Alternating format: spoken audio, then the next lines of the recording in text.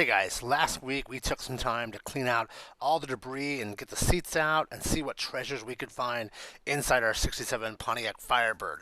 Everything is done. The interior is good now. There's no rot, there's no rust in the floors, unlike the ceiling, so we have at least a good base to start with.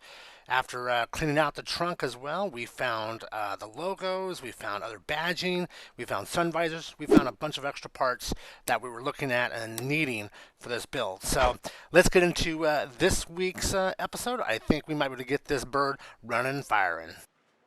All right, guys, so to start off this episode, I need to get to the engine to check it out. So trying to remember how to pop the hood from when we left in Oklahoma. I had to actually go online and do some research, and the guys over at the First Generation Facebook page helped me out with the lift and push down method to get that open. Here the wife and I are just kind of checking the situation out, looking it over. I'm going to have to replace the latch or the spring on that passenger side. It's frozen up, so I couldn't quite get the hood to go all the way up without a little force, and I didn't want to bend too much. So I'll eventually get in there and take that entire hood off. Give me some more room to work with. I love how my wife is looking at it going, yeah, I could fix that. I could do that. Sure. Oh yeah, gotta have a little bit of drinky drink while working on the fire chicken here. All right, so let's get this off. Well, looks like that there isn't attached. I'm going to take the hood off, so I'm going to go ahead and just get this done. As you can see, I'm usually restoring Porsches, but taking on this 67 Firebird for my brother who passed away last year. I'm going to have to invest in some standard size sockets and tools, which should be fun. So in the meantime, see if I can find a metric one that will match up so I can get this hood off. It's summer in Phoenix, Arizona, so make sure to stay hydrated. Alright, let's get this hood off. It's only 4 bolts that hold it up, and so off we will get this.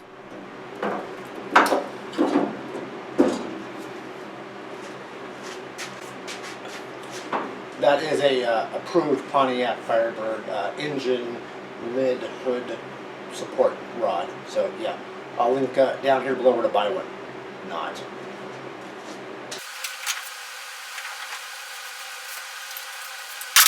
Present from the wife. It's a Harbor Freight cordless impact. Might as well use it, right?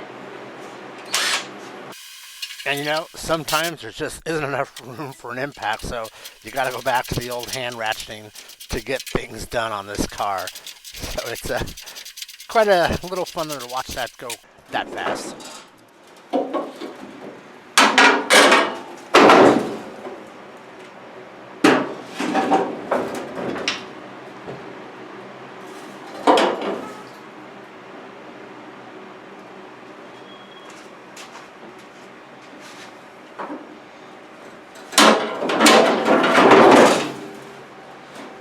Fucker's heavy.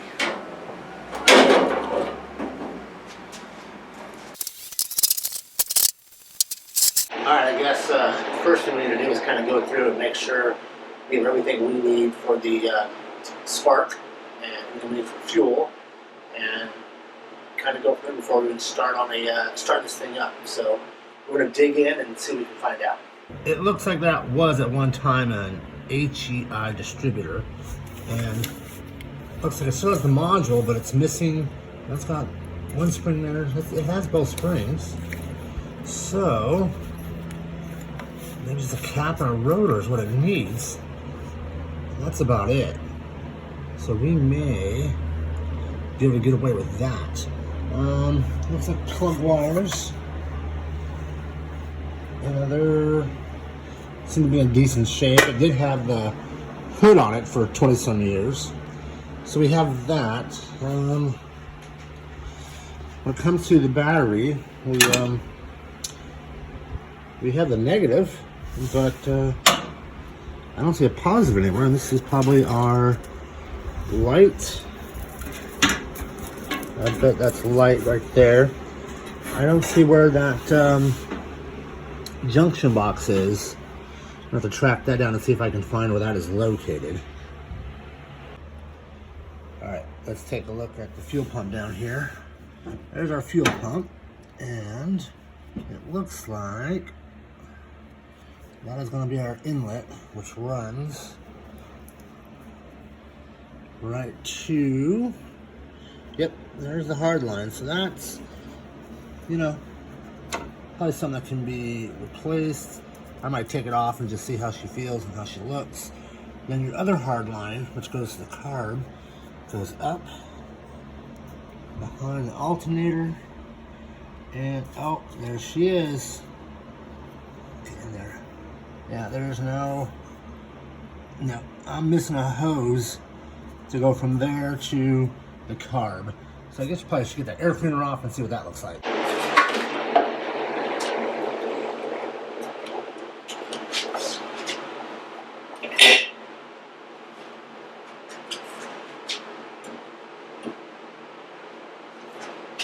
We got that done.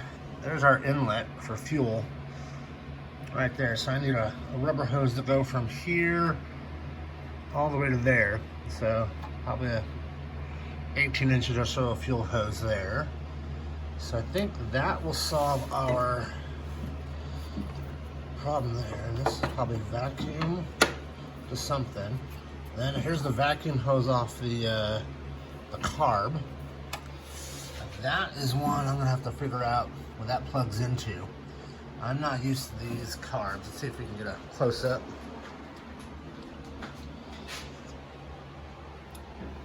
An Edelbrock, which I'm familiar with that.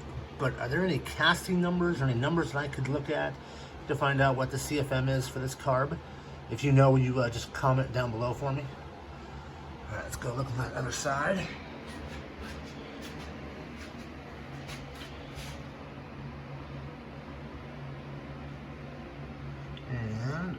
And there's the throttle linkage, it looks like down there. Yep, that's what that is. I'll have to test that out. And have a backside look. Let's see if I can't get this down a little more. Back in there. Alright, so there's our carb. Kind of an overhead view down there. Alright. Thinking we should pull that oil dipstick out of there and just check to see if this thing even has oil in it. I mean, if no, it's 20-year plus oil, but let's just see what she looks like.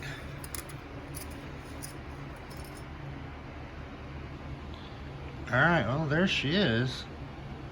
Not bad looking at all. No. Well, that's kind of nice to know. At least for the first startup, we will have some oil in there that's decent, and then we'll drain it when we're done with that. All right, next thing to do is go ahead and pull the spark plugs out, just kind of get a feel for how they look. I know the engine hasn't been running 20, 25 years or so, and it's not going to tell us much that I can feel. But I want to get them out there at least. I want to put a little bit of Marvel's Mystery Oil down in there to help coat those rings and make sure that when we go to kind of spin this over by hand, that this thing will spin freely. Okay, this would be number 4. And she's a little wet. Did the old rub on. That chip's just a little bit wet. So let's go to number 6 real quick here. Number 3, not as wet as the other side, just like number 1. Close in here, but not too shabby. All right, 2 more to go. All right, spark plugs are out. I thought I would take a moment and just kind of look and see what is inside this motor when it comes to coolant. So I'd go ahead and just pull off this inlet here from the top of the radiator. Kind of look down in there and see how she looks real quick here. Let's get these bolts off. Take a look, see down in there. Just pull that whole thing off. And well, first thing I notice is no thermostat. There's nothing in there. And all these crystals. Oh my goodness. Everything. Down inside the block and inside the thermostat housing right there was full of those crystals there. So I figured, well, let's get some water. Let's see if there's any leaks in this radiator. And kind of go from there and see if it'll hold water. We'll fill this up and see what we can get. I can already tell I'm going to need a new radiator. There's a big hole missing out of the top driver's side, so new radiator will have to be in the plans here soon. Let's put some down in here.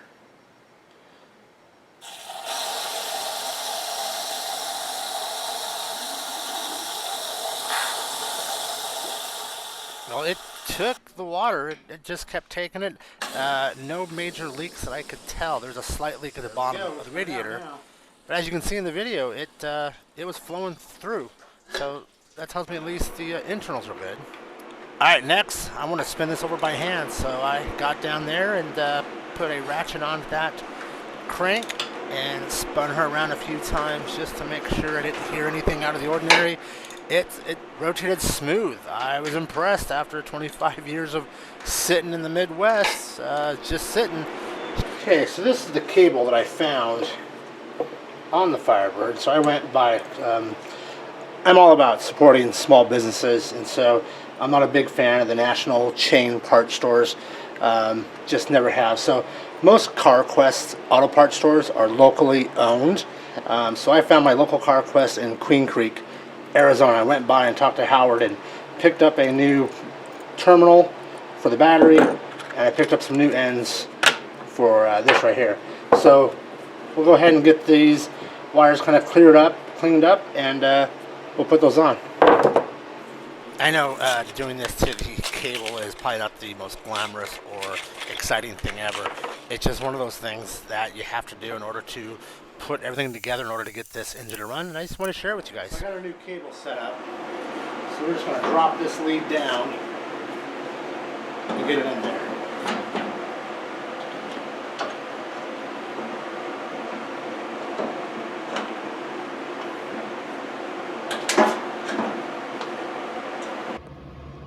So here's our starter, and as you can see, there was at one time a lead from the positive side of the cable from the battery to it, but the cable is obviously missing, but the connector's still there. So I'm gonna get up there and pull that off and check to see where those other two yellow wires are going. So give me a minute here and let's see if we can figure that out.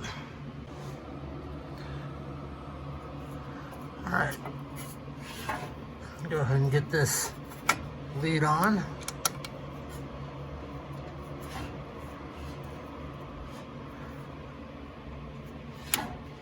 That, and I'll get that nut screwed on. You know, I'm half tempted to drop a battery in it and just turn the ignition and see what it's going to do. All the plugs are out of it. The distributor is toast. A buddy of mine is sending me a distributor to use for the time being. So let's grab a battery and let's put it in. Let's find out what happens. All right, we have a battery in. We have the starter all hooked up. We have our little remote switch. Let's see what happens. What the? Seriously? Alright, guess I better check for 12 volts down at the battery, since after making that battery cable, it could be bad or corroded too bad to not carry 12 volts. So, let's do this. So I need to pull the starter, and I couldn't get to the starter bolts because there's this plastic, like, bell housing cover. So I don't know if this is part of the conversion from a manual to an automatic that they do, but I've never seen a plastic bell housing cover before. Huh. If you have any idea about this, if you have any ideas about why this is plastic, would you make a comment down below and kind of let me know what the heck is going on with this? Thanks, guys. Alright, so I got the starter out of the car, put it up on the bench, got a battery hooked up to it, and what I've done is obviously typical negative to negative on the starter. I put the hot onto the main terminal, and then I have a jumper wire. Now, what I'm going to touch to is what the purple wire was attached to.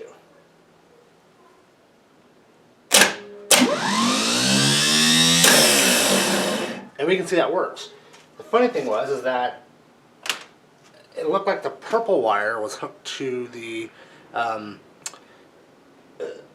R, or for the coil on these older ones.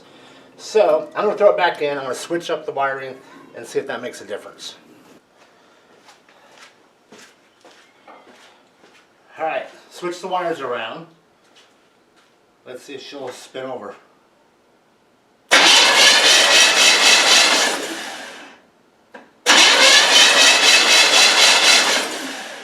Well, we know she's not locked up.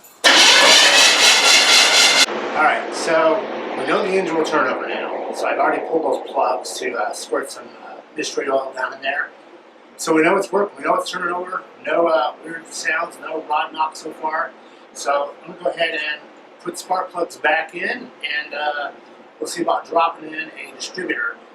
Got a buddy of mine sending me one from back east. My neighbor's going to let me borrow one that he's had in storage for a little bit, just to see if we can't get this thing to fire up. So let's put these plugs back in and we'll go from there. This thing should just lift right out.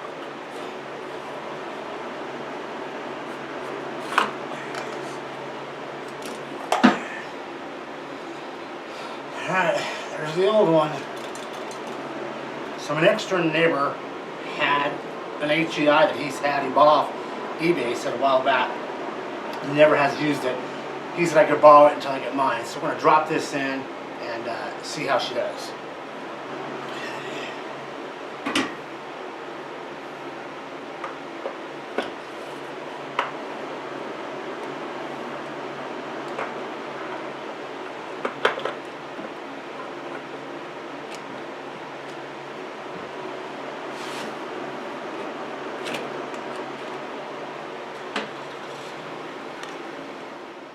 I guess now is a good time to make sure that I'm at top dead center for cylinder number 1. So let's get this cap off and make sure that rotor is pointing to number 1 cylinder.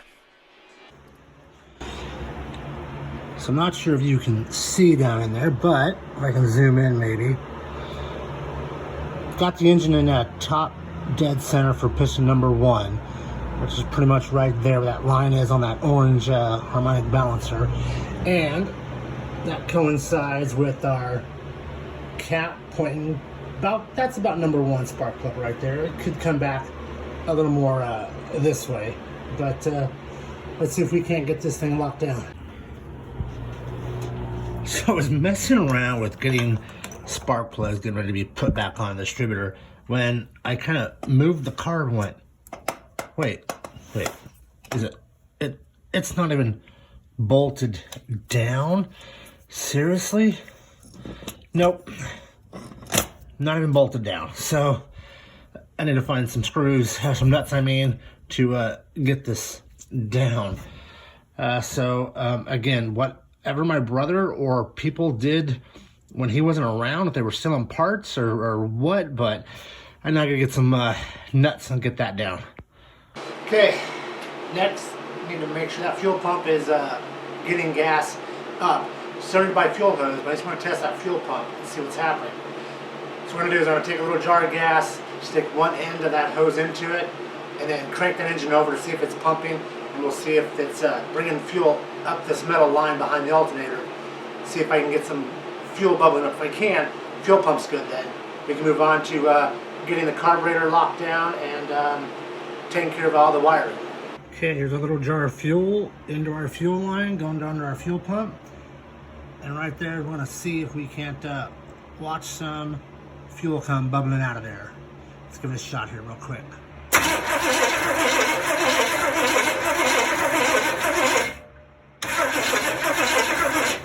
Okay, so in our 67 Firebird, there's our fuse box right there. That's not much to look at, but I don't need the heater fuse, but obviously the one that says distributor, I'm going to need a fuse in there. So let me go see if I can find a 4 amp glass fuse. I need a new fuse, and so I bought a package of these fuses, but I can't seem to frickin' read them because I'm either too old or they're too small. So let me see if I can't zero in on these things. I need a 4A.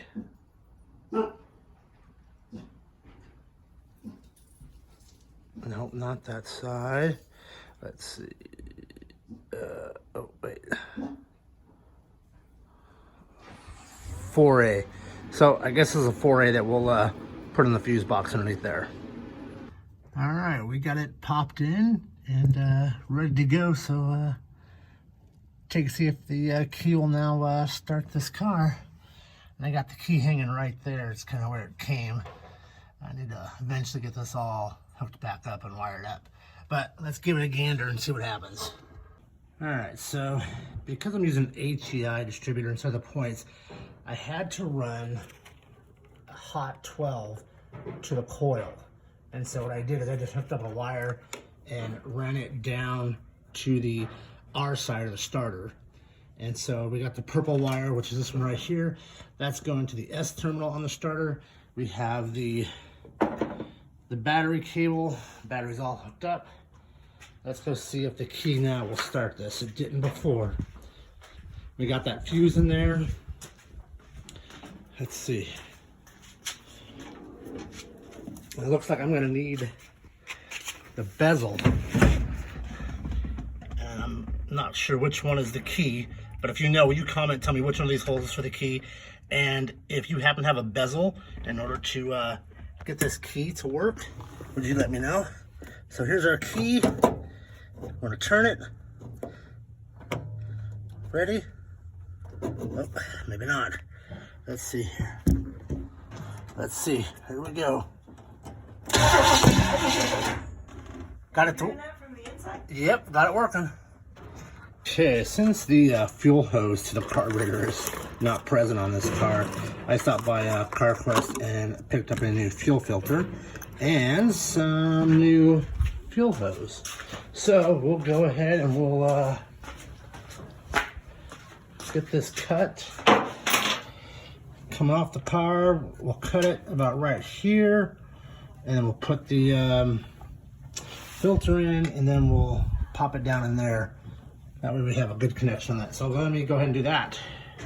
Okay, our next project is going to get all the spark plug wires popped on to the cap and starting off. So we know that this one here is number 1. Fire number means this one's number 8, and then ding, ding, ding, ding, ding, ding. So we'll go ahead and get this going. Number 1 is right here. And then back up. Trace it, trace it, trace it. It goes under. Back on top, back on top. Bam, number 1. So we'll do that. Okay. So to get that timed, we'll just go around and do the rest.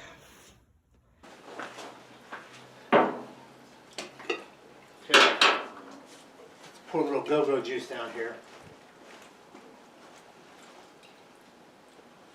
See what happens.